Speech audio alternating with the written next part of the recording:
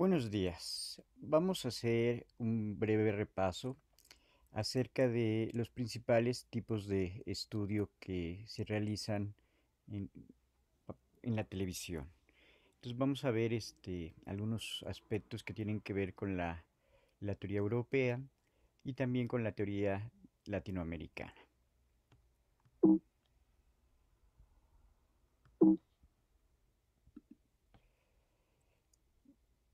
La televisión y en su parte teórica siempre ha estado relacionada principalmente con los estudios culturales. Esto principalmente a partir de la década de los ochentas y principalmente a mediados de la década de los ochentas en Europa y particularmente en Inglaterra se van a hacer ciertos estudios que van a cuestionar a los estudios más de corte norteamericano que hablaban de unos efectos en los diferentes públicos y estos efectos pensaban que eran casi directos, pero va a haber un cambio bastante radical de pensar en estos efectos que se realizan casi al pie de la letra como los planea el emisor, a cuestionar que estos efectos tienen múltiples variantes y tienen muchas maneras de recibirse. Entonces estos autores norteamericanos que hablaban de los efectos como algo global, como algo sólido, como algo que era muy directo, aquí va a cambiar completamente la visión acerca de estos efectos que se producían directamente. Uno de los principales estudiosos que va a hablar de ese tipo de cambio va a ser Zunkel. Entonces Zunkel va a identificar dos desplazamientos que van a posibilitar la investigación del consumo de estos. Entonces se va a estudiar principalmente lo que tiene que ver con la construcción del discurso televisivo y cómo va a llegar al lector. Esta construcción que va a hacer el lector de ese texto, de ese discurso televisivo que está leyendo, va a pasar principalmente a través de un proceso de codificación y este proceso de codificación sería bastante complejo.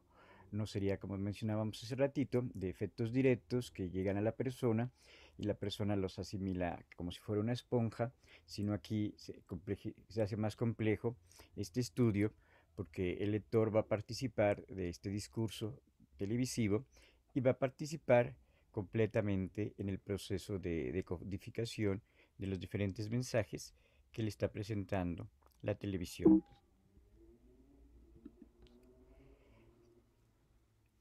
Posteriormente, otro de los teóricos también muy importantes, que sería Stuart Hall, siguiendo un poco a Roland Barthes, cuando habla de la codificación y la decodificación, va a hablar de que existen diferentes tipos de codificar el mensaje. Entonces Stuart Hall va a hablar de que esta decodificación principalmente seguiría un proceso discursivo y en este proceso discursivo es importantísimo el papel que va a tener en sí mismo el receptor. Él va a mencionar que en esta decodificación principalmente se realizaría de tres maneras. La primera sería una lectura y una decodificación dominante. Cuando se produce esta primera lectura, que sería de tipo dominante, el receptor va a aceptar la mayoría de los puntos, la mayoría de los argumentos, la mayoría de las tesis que está mencionando ese mensaje televisivo. Entonces aquí se estaría aceptando casi completamente el mensaje televisivo. Pero también habría otra posible decodificación de los textos televisivos que sería la de oposición. Cuando hablamos de la oposición, sería que no se aceptarían casi ninguno de los argumentos, casi ninguna de las tesis del mensaje televisivo y se leería de una manera completamente diferente a lo que el mensaje está proponiendo. Aquí sería una lectura contraria, una lectura más desde el punto de vista del receptor y de la decodificación que está realizando de ese mensaje y va a producir un resultado completamente opuesto a lo que quiere decir el propio mensaje. Y la tercera manera que va a mencionar este Stuart Hall con respecto a la decodificación de los mensajes sería una decodificación negociada. En la decodificación negociada se va a aceptar parte de lo que te está diciendo el mensaje televisivo, pero también el receptor va a poner diferentes proyecciones, diferentes connotaciones, diferentes significados que a lo mejor no aparecen en el texto o que ese emisor no previó dentro del texto. Puede ser porque tenga diferentes intenciones, porque tiene diferente cultura, porque está en contra de aquello que se le está proponiendo o porque muchas veces no quiere seguir al pie de la letra la lectura de este mensaje dominante. Entonces aquí se estaría produciendo uno de los casos más interesantes, que sería una lectura, una decodificación negociada. Aquí sería ese punto intermedio en donde se acepta parte de lo que está proponiendo el emisor, pero también el propio receptor tendría esta posibilidad creativa de darle nuevas y diferentes significaciones a ese mensaje televisivo. En esta teoría de Stuart Hall se está produciendo un cambio de 180 grados del modelo de estudio televisivo norteamericano, en donde se podían medir esos efectos en los diferentes públicos y ahí ellos pensaban que casi siempre se produciría esta decodificación dominante y serían muy pocos los casos en que se darían las otras dos posibilidades, la de oposición y la negociada.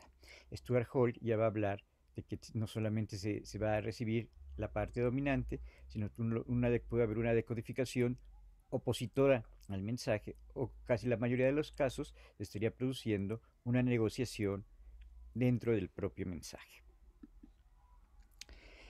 Después va a venir otro teórico también inglés, que es David Morley. Entonces David Morley va a decir que el trabajo va a partir de la hipótesis de que las decodificaciones varían y van a variar según determinados factores básicos, y estos factores básicos principalmente van a estar dados dentro de diferentes marcos culturales.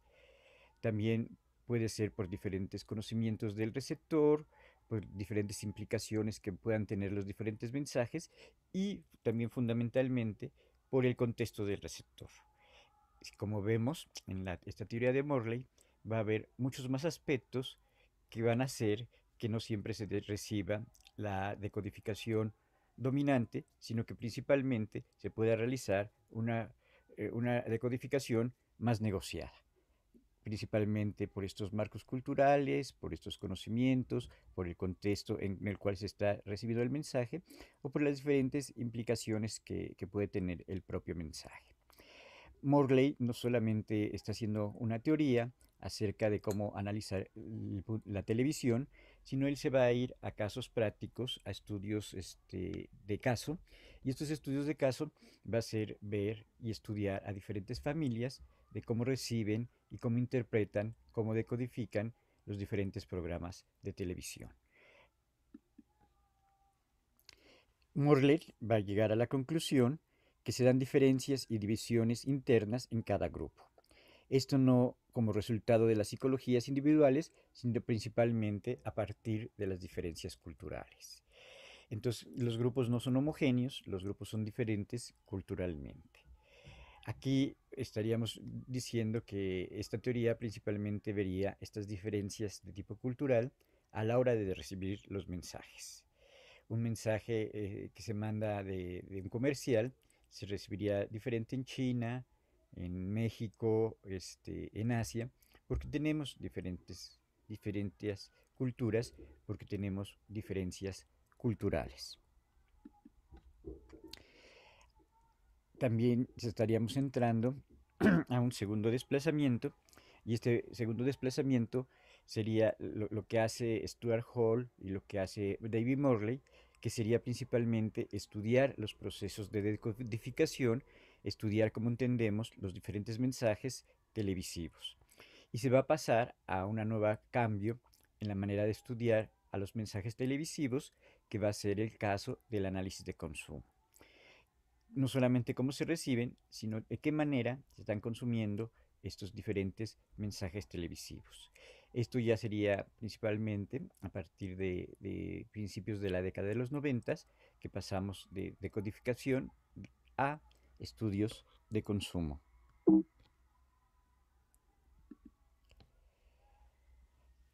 Aquí vamos a ver algunas otras ideas que está teniendo Morley.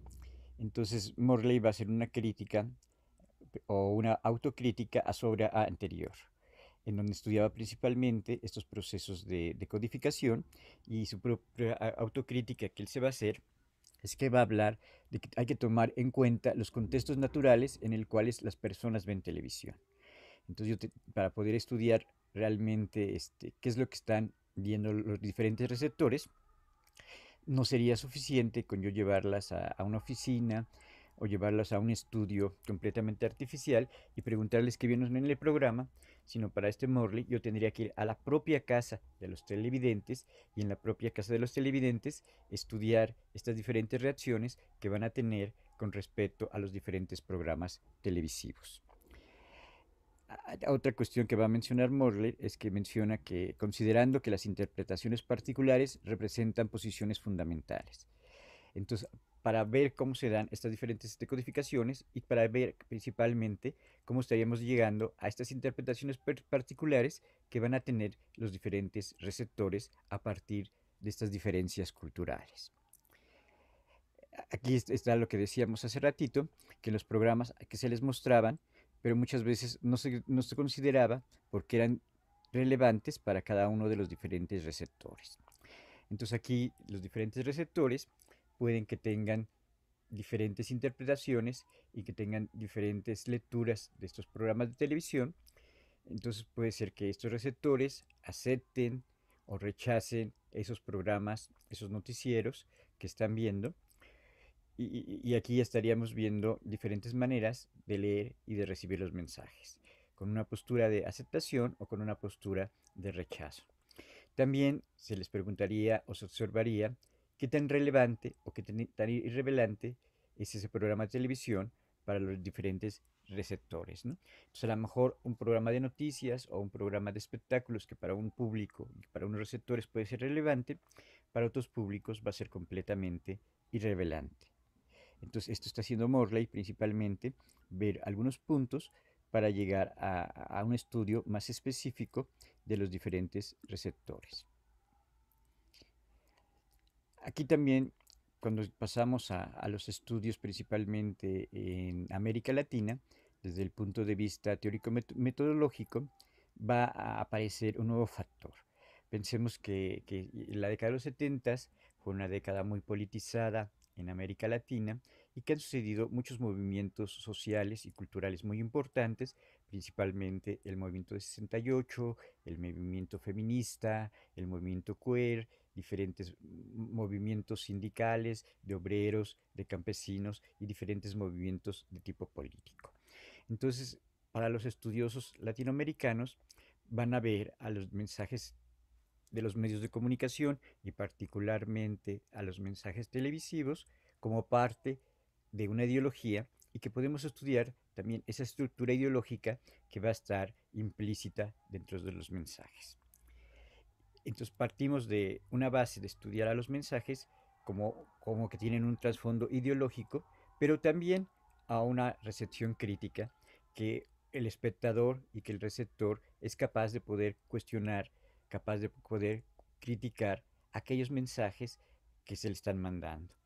Aquí resulta fundamental el caso de Matelar con su estudio del pato Donald, que él ve y interpreta, así como muchos receptores, que el tío rico Matt Pato pues, representa el capitalismo, representa la concentración de oro, la concentración de dinero, y que muchos receptores pues, pueden ver que en este cómic aparentemente inocente se está poniendo una base ideológica, y pueden criticar este tipo de mensajes como sería el Pato Donald o otros tipos de fotonovelas, de telenovelas o de programas que siguen un patrón ideológico implícito. Aquí vamos a ver cuáles serían algunas de esas características que se van a dar en América Latina. Estos análisis principalmente van a tomar en cuenta los mensajes masivos y en tantos soportes de la ideología de la dominación.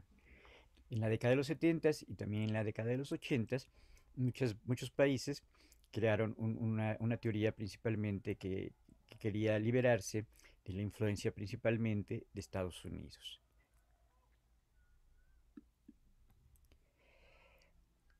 Uno de estos estudiosos latinoamericanos muy importantes va a ser Valerio Fuentes Salida, que él va a cuestionar el paradigma norteamericano, el paradigma del funcionalismo, el paradigma que veía a los mensajes como estímulos, como efectos directos. Entonces cuestiona el modelo de que hay una fuente, de que hay un emisor y de que hay un estímulo. Entonces este autor latinoamericano para nada quiere seguir este paradigma, sino él va a pensar que el emisor y el receptor tiene gran importancia para que se pueda producir una lectura crítica, y esta lectura crítica va a orientar principalmente a formar televidentes selectivos que discriminen los diferentes mensajes y que sean capaces de tomar decisiones y que puedan tener y comprender la ideología de estos mensajes y que pueda ser crítico ante los diferentes programas televisivos. Entonces aquí estamos viendo esta teoría que sería muy interesante de lector crítico y que se puede educar a los lectores para que puedan tener esta posición crítica ante aquello que observan, ante aquello que reciben. Aquí también estamos pasando a diferentes movimientos, estamos pasando a diferentes procesos que van a estar funcionando dentro del estudio de la recepción y dentro del estudio también del estudio televisivo, ¿no? Entonces pasamos de la recepción crítica a ver qué factores influyen para el consumo de los diferentes mensajes en los medios de comunicación. También vamos a pasar a estudiar más los estudios de recepción, estos estudios más particulares que se realizan en grupos más pequeños. Y vamos a pasar de este consumo que solamente veía la parte económica, la parte monetaria, a considerar que también puede haber un consumo cultural. Entonces no solamente estaríamos consumiendo una mercancía económica a la hora de ir al supermercado, sino también esas mercancías tendrían implícitas determinados valores simbólicos y estaríamos en un consumo cultural que nos estaría hablando de por qué queremos consumir estos valores simbólicos que nos hacen tener determinada identidad, que nos hacen tener determinado prestigio, que nos hacen tener determinada presentación ante la sociedad. Entonces estamos en una recepción crítica al consumo, al estudio del consumo cultural y al estudio de las recepciones. Vamos a ver un poquito del análisis del consumo. Y entonces el análisis del consumo se diferencia principalmente del análisis de la recepción crítica porque no se sitúa en una lógica de intervención que intenta aportar herramientas para que el receptor pueda enfrentar una influencia de los medios. Entonces en el análisis del consumo como que también se consideraba un poco pasivo al consumidor, en cambio en el análisis de la recepción ya se va a ver una postura crítica que yo estoy escogiendo qué tipo de pantalón, qué tipo de alimento, qué tipo de viaje, qué tipo de servicios escojo. Entonces también existe esta posibilidad de que el receptor influye y escoge, selecciona, participa en el propio consumo que está realizando. También se diferenciaría el análisis del consumo, este, en que muchas veces pensaría que la influencia de los medios va a dar un resultado directo, pero el receptor puede tomar una distancia, principalmente una distancia crítica, a la hora de consumir los diferentes productos. Entonces pasamos al estudio del consumo cultural y algunas de esas características que se van a dar en los estudios de consumo cultural va a ser primero, va a ser el estudio de investigaciones sobre públicos de arte. Estos estudios sobre el consumo del arte se van a dar principalmente en Argentina y también en la década de los 90, Néstor García Canclini va a hacer estudios del arte moderno, principalmente en el caso de México, y qué tipo de este arte moderno se está consumiendo. Hay que pensar que estos estudios que tienen que ver con el arte, pues considerarían las galerías, considerarían cómo se venden las obras y a través de qué medios se están vendiendo estas obras, que pueden ser los diferentes intermediarios y las diferentes galerías, las diferentes subastas que se realizan para el campo del arte. También se va a hacer un estudio comparativo del consumo cultural en grandes ciudades. Esto aparentemente resulta un poquito evidente que estos consumos culturales principalmente se van a dar en grandes ciudades, ¿no? Y en la década de los 90 se va a ver estos consumos culturales de cómo se están dando en Francia, en Estados Unidos o en ciudades particulares como podría ser Nueva York, como podría ser Hong Kong, o en el caso de la Ciudad de México, cómo se dan estos consumos culturales principalmente en el caso de las diferentes ciudades. Y el tercer punto sería los estudios cuantitativos de consumo de género y medios particulares. Aquí sería qué medios difunden tal tipo de consumos culturales. Pueden ser discos, pueden ser periódicos, pueden ser revistas, pueden ser libros, puede ser la televisión y en relación con el diferente género, ¿no? Que consumen los hombres, que consumen las mujeres y también dependiendo de las diferentes edades, ¿no? Que consumen los jóvenes sería diferente a lo que van a consumir las personas mayores o lo que van a consumir los niños. Aquí habría dos factores principales, que sería el factor de género, masculino-femenino, o el factor de las edades, y podríamos incluir también el de la posición económica o la clase social a la cual pertenezca. Ya en el caso más particular de la televisión, eh, cuando hay un consumo cultural de los diferentes programas televisivos, este receptor crítico va a poder ver o valorar estos programas como algo positivo o va a poder valorar a estos programas como algo negativo. Aquí tenemos una imagen de una caricatura en donde la televisión está casi casi alimentando a la persona que está en el sillón.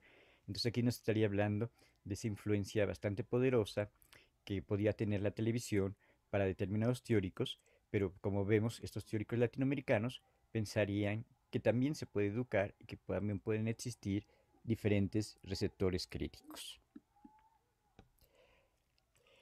Otra investigadora de parte de la televisión sería Adriana Cantú, y ella va a hablar de las diferentes implicaciones que van a existir en el consumo, y ella la va a ver, y también los diferentes estudiosos culturales, como parte de los procesos socioculturales. Aquí es muy importante, ¿no? El consumo no solamente sería económico, sino va a participar de diferentes redes socioculturales. Y no solamente que está participando de estas redes socioculturales, sino también los diferentes compradores, los diferentes consumidores le van a dar diferentes usos a los productos, ¿no? Entonces, cuando el consumidor le está dando diferentes usos a los productos, está implicando un acto cultural y está implicando el valor simbólico. Entonces, ¿de qué me sirve tener determinado coche, determinado teléfono, determinados viajes que realizo a otros países? Ahí estarían los diferentes usos que le podrían dar las diferentes personas, ¿no? Entonces no sería lo mismo ir de viaje por negocios, por entretenimiento o ir a estudiar alguna carrera en el extranjero, ¿no? Allá habría diferentes usos que se pueden dar a salir al extranjero. También la recepción va a ser una forma de consumo. El uso es la utilización que se hace de la recepción y de las prácticas cotidianas. Esto también sería como muy interesante porque muchas veces no somos conscientes de esto que estamos consumiendo porque se va da dentro de la vida cotidiana, pero siempre tenemos determinada preferencia hacia determinados productos y cuando escogemos determinado producto, muchas veces estamos escogiendo determinados significados y le estamos muchas veces dando resignificaciones a los contenidos y a las experiencias culturales que nos están diciendo, ¿no?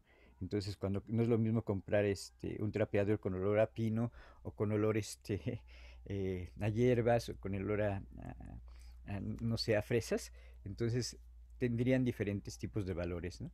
Y esto como que lo saben muchísimo los publicistas, entonces por eso hay infinidad de champús para cabello, infinidad de olores de cremas o los coches, las motos van a estar completamente diferenciadas para diferentes tipos de públicos. Bueno, y nos faltan ya poquitos teóricos. Vamos a pasar a uno de los que sería de los más importantes de estos teóricos, que sería Martín Barbero. Martín Barbero es un exiliado español que va a llegar a Colombia y los estudios que él va a realizar principalmente los va a hacer en Colombia, principalmente tratando de ver estas interrelaciones que van a existir entre las culturas populares, los medios de comunicación y la alta cultura. También Martín Barbero vería que se está rompiendo esas separaciones entre lo popular, entre lo comercial, entre lo masivo y entre esto que sería la alta cultura y la baja cultura. También está rompiendo esto que era muchas veces la alta cultura con los medios de comunicación, ¿no? Entonces ahora también los medios de comunicación pueden ser considerados como parte del arte cuando pensamos en un videoarte, o utilizamos la televisión para una exposición, o utilizamos la televisión para un performance. Pero la principal característica que le va a dar Martín Barbero va a ser que la recepción de los medios va a estar dentro de la cultura y que esta recepción y este consumo de los diferentes programas televisivos es parte del consumo cultural, ¿no? Entonces, cuando yo veo una película, es consumo cultural. Cuando estoy viendo una serie de televisión, sería consumo cultural. Cuando yo estoy viendo algún programa televisivo, estoy realizando un consumo cultural. Este consumo cultural sería principalmente por esos valores simbólicos que tiene el programa, por esos valores simbólicos que yo les voy a dar y que tengo la posibilidad de resignificarlos. Para Martín Barbero van a existir tres elementos fundamentales para la investigación. El primer punto que menciona Barbero para los estudios televisivos sería ver a la recepción como parte de una historia cultural y verla en su contexto. Entonces aquí la televisión tendría una tradición, tendría una evolución y hay que considerar que la televisión está teniendo también diferentes cambios y estos cambios son muy rápidos, ¿no? Entonces puede cambiar la televisión en unos pocos años o en unos pocos meses, está cambiando, se está renovando constantemente, ¿no? Pero habría que verla no aislada de todos los demás medios, ni aislada de todo lo que se considera como la alta cultura, sino hay que verlo como parte de esta historia cultural. Esto también se ha hecho mucho en el caso del cine, de revalorar determinados periodos, valorar determinados directores, valorar determinadas películas, ¿no? Como parte de la historia cultural, ¿no?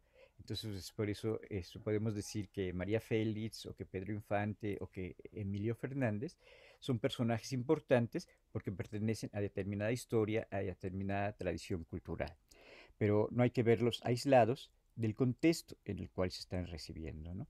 Entonces también aquí si yo quiero estudiar, por ejemplo, al Chavo del Ocho, se recibió completamente diferente en los 70s, luego no sé si 15 años después se volvió a estrenar a mediados de los 80s y luego en el 2000, entonces se puede decir que cada generación ha ido recibiendo y ha ido reinterpretando y resignificando diferente al Chavo del Ocho.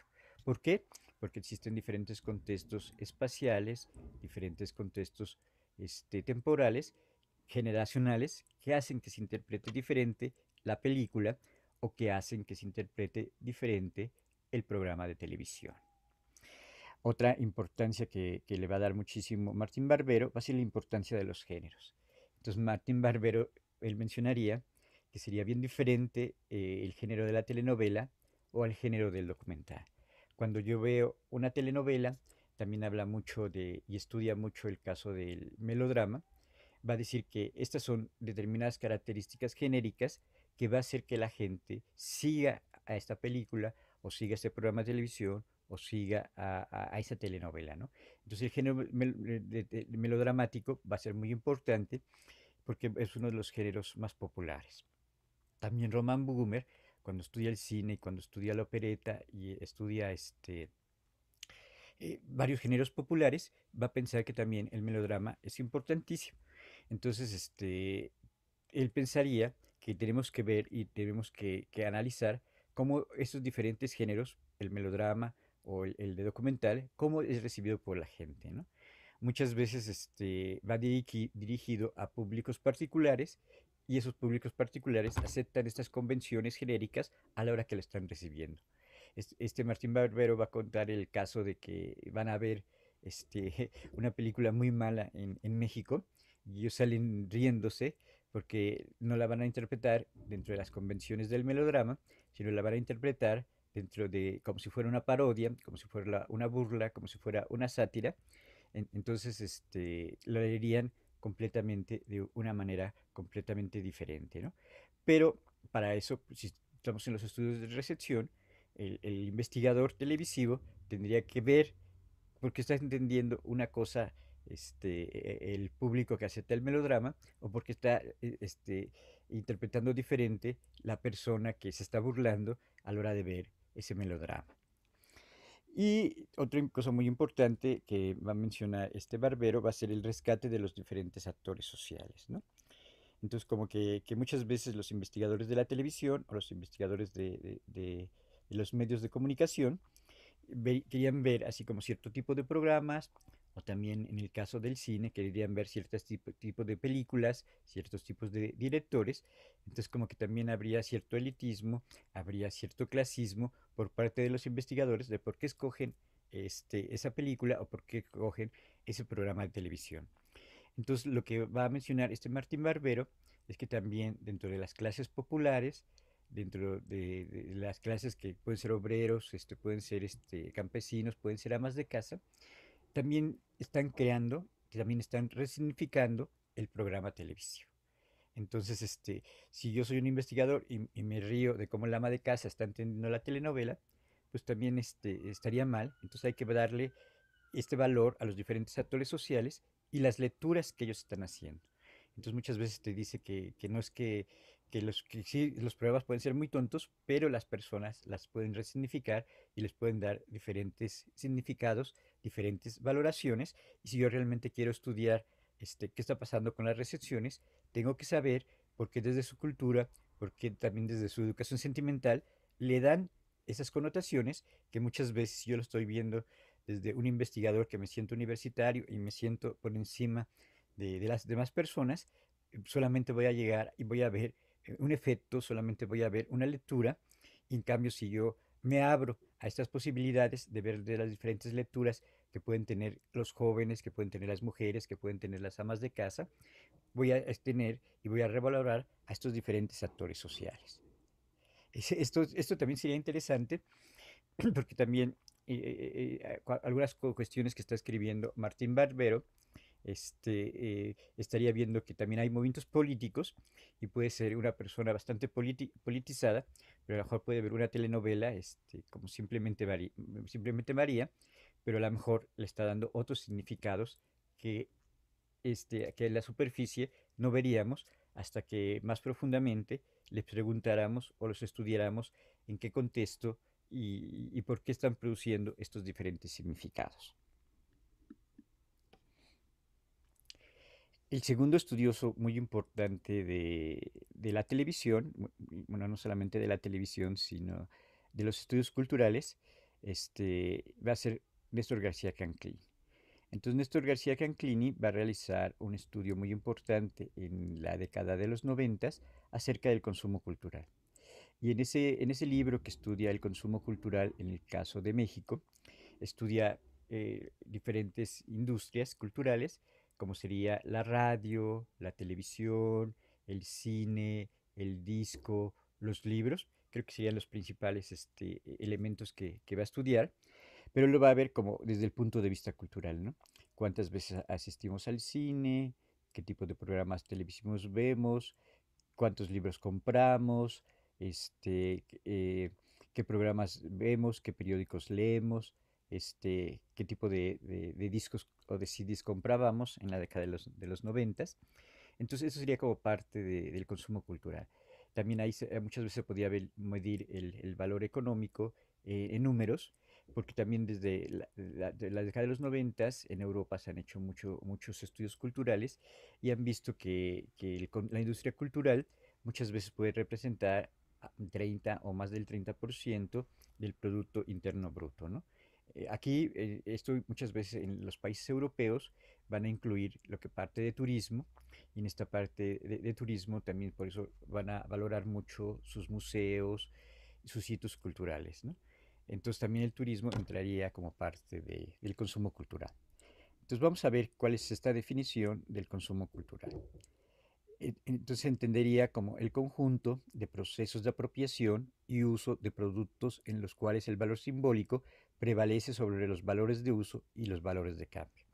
Entonces, más que querer ver este valor de cambio, se trata de ver este valor simbólico. Se trata de ver cómo se van a usar esos diferentes mercancías, esos diferentes productos culturales y lo más importante, la apropiación que pueden hacer las diferentes personas de eso que están consumiendo, ¿no? Entonces, en el caso del cine, va a haber determinados fans de determinadas películas o puede haber determinados fans de determinadas series de televisión, o fans de determinados cantantes, de música, ¿no? Entonces, este sería como parte de lo que van a ser los estudios culturales.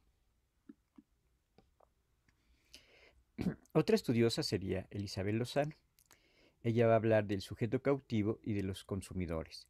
Entonces, ella va a decir que las audiencias en realidad no van a ser algo monolítico, sino que van a estar dispersas. Entonces, el sujeto social es viajante, sería cambiante, y va a hablar de audiencias nómadas. Entonces, puede ser que los diferentes públicos, las diferentes audiencias estén cambiando, ¿no? Por eso también sería que se cancelan series, que se sacan programas de la televisión, que ciertas películas tienen más éxito o que ciertas películas tienen menos éxito, ¿no? Entonces, muchas veces, aunque esté planeado el éxito que va a tener la película o el éxito que va a tener la serie, muchas veces no va a coincidir con lo que se esperaba. Entonces, te va a decir esta autora que para poderlas estudiar, en vez de segmentar lo social, es más fructífero comenzar por los hábitos y las prácticas de la vida diaria. Esto, eh, los consumo cultural sería en esta vida cotidiana, en esta vida diaria, y muchas veces lo podemos hacer un poco inconscientemente, pero a veces si estamos pensando en nuestro tipo de ropa, en qué programa de televisión vamos a ver y en qué usos le vamos a poder dar, ¿no? Si recordamos, hace poquito pues, la televisión era casi completamente para entretenimiento, era para algunos casos ver noticias, pero ahorita a partir de la pandemia, pues se ha convertido en la televisión en un uso educativo, en un uso pedagógico muy, muy importante, ¿no? Entonces antes los niños creo que iban 6 horas a la escuela, pero ahora eso que sustituye a la escuela es ver programas de televisión de tipo educativo. Y llegamos a otro de los teóricos muy importantes que vamos a ver a lo largo del curso de teoría de la televisión, que sería Guillermo Orozco. Guillermo Orozco ha trabajado en la Ibero, es profesor de la Universidad de Guadalajara y tiene muchas publicaciones que se van a conocer principalmente en Francia y en Latinoamérica. Guillermo Orozco va a combinar el campo de lo pedagógico con el campo de los medios de comunicación. Entonces, al mismo tiempo que está estudiando los medios de comunicación, principalmente la televisión, está pensando también en las posibilidades educativas, las posibilidades pedagógicas que puede tener el propio medio.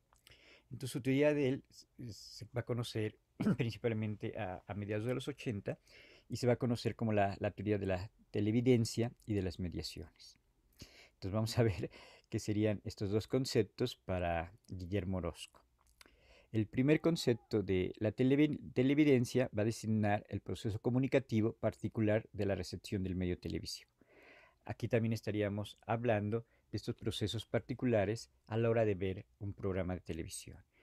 Para Guillermo Orozco, la televidencia sería un proceso. Y este proceso sería antes de que antes de que pongo el programa televisivo, cuando estoy viendo el programa televisivo y qué sucede después de ver ese programa televisivo.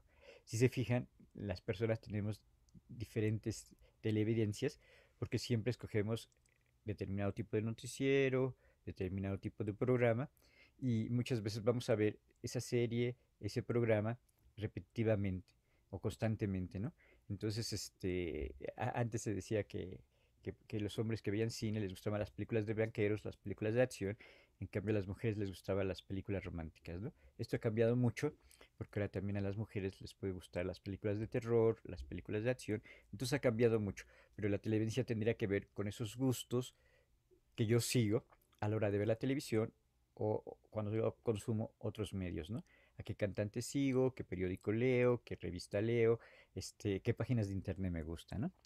Y la mediación consistiría en el conjunto de influencias que estructuran el proceso de aprendizaje y sus resultados. Aquí sería cómo yo estoy leyendo la televisión y qué factores físicos, sociales, emocionales van a influir para la lectura de ese programa de televisión. No sé si faltan una o dos diapositivas. Ah, no, todavía faltan. Entonces vamos a ver la parte de cómo se da esta investigación de la televisión y del consumo cultural en el caso de México. Algunos estudios culturales que se van a realizar en Latinoamérica va a ser el de Rita Herder, que es una crítica de arte, y ella principalmente va a hacer estudios de consumo cultural en el campo del arte, y principalmente con algunas exposiciones que se van a dar durante la década de los 70. Y les digo que más específicamente van a ser muy importantes los estudios en la Ciudad de México del consumo cultural que va a realizar Néstor García Canclini. Este va a ser una investigación este, colaborativa de que algunas personas se van a encargar de la parte de cine, otros de la parte de televisión, otras de la parte del radio, otros de la parte de la industria editorial, para ver los diferentes hábitos de consumo que existen principalmente en la Ciudad de México y en el caso de México. El libro que escribe Néstor García Canclini a partir de esas investigaciones, que va a tener muchas gráficas y muchos numeritos de cómo se consume en la década de los 90, se llama Los nuevos espectadores, cine, televisión y video en México. Pero yo recuerdo que también habla un poquito de disco y de la producción editorial. Otra estudiosa que también en algunas ocasiones ha trabajado con Canclini va a ser Ana Rosas Mantecón, que es profesora de la UAM de Iztapalapa, y ella también se va a dedicar a los estudios sobre el consumo cultural. Ella va a hacer diferentes estudios, como sería el caso de los consumos culturales en las universidades, el consumo en diferentes campos de las industrias culturales o el consumo que se da a partir de los productos que promocionan y que venden las instituciones gubernamentales. El último libro que ha sacado Ana Rosa Mantecón, aquí está mal porque es Ana Rosa Mantecón, es acerca del consumo cultural en cine, ¿no? ¿Con qué tanta frecuencia? ¿A qué cines? ¿Qué alimentos consumimos? Todas estas características un poco antropológicas del cine, ella los va a estudiar en una década, pero también va a ser una parte histórica de cómo se ha ido consumiendo, cómo es el consumo del cine en la década de los 40, en la década de los 50, hasta llegar a la década del 2020, y cómo ha ido cambiando este consumo del cine en el caso de México. Las características de estos estudios del consumo estarían muy relacionadas con los estudios culturales y vamos a ver algunas características de estos estudios de consumo. El primero sería que van a vincular comunicación y cultura. Entonces, estos diferentes medios de comunicación, últimamente también Canclini se ha puesto a estudiar lo que tiene que ver con las redes sociales, con medios de comunicación y redes sociales, se van a ligar con la cultura. También van a predominar lo que serían las investigaciones empíricas sobre las teóricas. Entonces, a partir de ver un consumo cultural de algún grupo social o de algún medio de comunicación o dentro de las propias redes, van a ser principalmente investigaciones de campo, más que sobre la parte teórica. En la parte teórica, algunos autores que se va a basar principalmente Canclini, va a ser en Bourdieu, va a ser en Giddens, iba a ser en Martín Barbero, ¿no? Entonces serían como ciertos teóricos, hasta el propio Canclini se ha convertido en uno de los principales teóricos de cómo se producen estos diferentes consumos culturales. Estas investigaciones pueden ser de tipo individual, de tipo grupal, pero principalmente puede ser que las haga una persona, que los haga un grupo de investigadores, pero principalmente va a partir de una interdisciplinaridad, de una multidisciplinaridad, en donde para hacer estos estudios puede participar sociólogos, antropólogos, comunicólogos, hasta gente que tenga que ver con la economía, ¿no? Y también algo que propone Canclini y que también era muy importante para Barbero y para Omar Rincón sería la dimensión política del consumo cultural. Entonces los estudiosos latinoamericanos se dan cuenta de que este consumo cultural que nosotros realizamos también tiene una dimensión cultural, una dimensión política. Y esta dimensión política, pues ahorita es muy evidente para nosotros porque cuando entramos a Google, cuando entramos a Facebook, cuando entramos a TikTok, estos dueños de estas diferentes redes sociales también quieren algo, ¿no? Quieren nuestros datos, quieren que consumamos determinados productos y se ha demostrado en muchas ocasiones que hasta pueden favorecer a determinados grupos políticos que pueden ser republicanos, que pueden ser demócratas, en el caso de Estados Unidos, pero si nosotros analizamos las redes de Facebook o las redes de YouTube, vemos que también están cargadas de determinadas tendencias políticas dentro de determinadas tendencias ideológicas. Los conceptos claves del consumo cultural y de los estudios culturales va a ser el de consumo cultural. El consumo cultural sería el conjunto de procesos socioculturales en los que se realiza, aquí es muy importante, la apropiación y los usos de los productos. Entonces no solamente es ver qué se consume, sino cómo se apropian y cómo se usan estos diferentes productos. Aquí también en los estudios culturales se pueden estudiar a nivel global, a nivel nacional o a nivel regional. Entonces, unos 15 años, una ceremonia religiosa, un concierto, también sería como parte de un consumo cultural donde las gentes están interactuando este, por determinados significados. Luego, otro concepto importante sería el de apropiación. La apropiación de un objeto material o inmaterial. También se pueden vender eh, ilusiones, se pueden vender proyectos, se pueden vender imaginarios.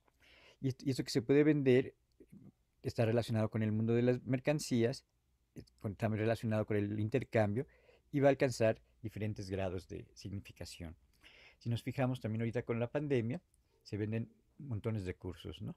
Cursos para hacer Zoom, cursos de psicología, cursos educativos, cursos de cosas esotéricas. Entonces también hay diferentes apropiaciones, hay diferentes tipos de venta de mercancías y de servicios. Bueno, ¿qué sería la cultura? La cultura sería esa conducta socialmente adquirida y que tiene igual carácter y que se va a dar principalmente a través de símbolos, a través de signos, a través de códigos, a través de textos y que va a comprender estos símbolos se van a comprender principalmente a través de la comunicación entre las diferentes personas, ¿no? Entonces, aquí es bien importante ese concepto de signo, porque como lo menciona Peirce y como lo menciona Saussure, el signo, el signo tiene algo general que todos podemos interpretarlo, pero también tiene algo individual, también tiene algo personal, que cada quien le vamos a poner algo a esos diferentes signos, le vamos a poner algo a esos diferentes símbolos. Ese concepto de cultura y este concepto de consumo cultural se va a deber a las diferentes necesidades que van a surgir de las diferentes prácticas culturales que van a tener fines rituales, formales o informales, ¿no?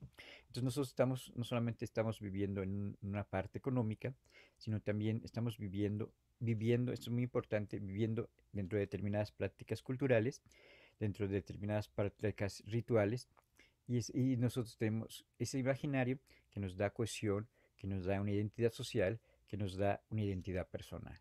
Entonces funcionamos a partir de esos imaginarios, funcionamos a partir de esta construcción de identidades y funcionamos a través de esta memoria que queremos conservar o que estamos creando cuando consumimos productos nuevos. En este consumo cultural sería muy importante los bienes.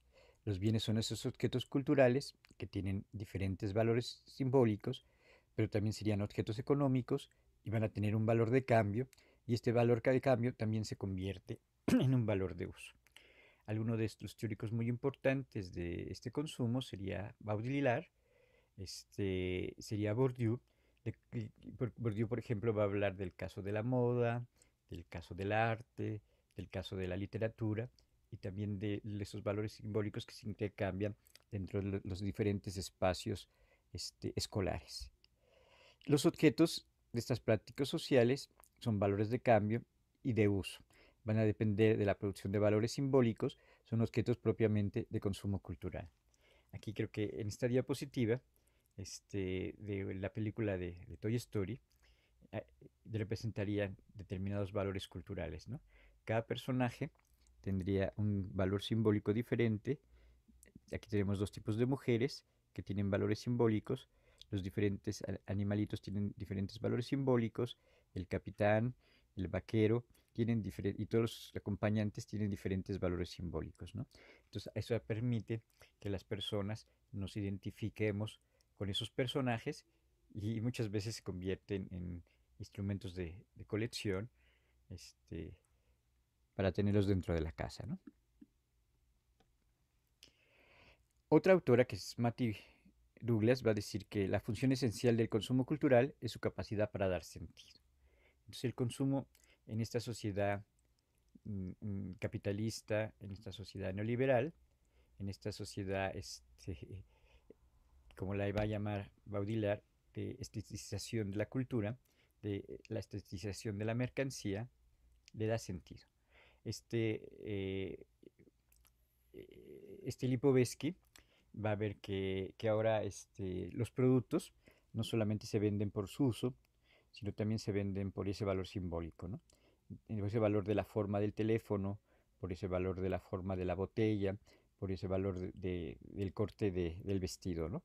Entonces hay una estetización y hay una producción de valores simbólicos dentro de las mercancías.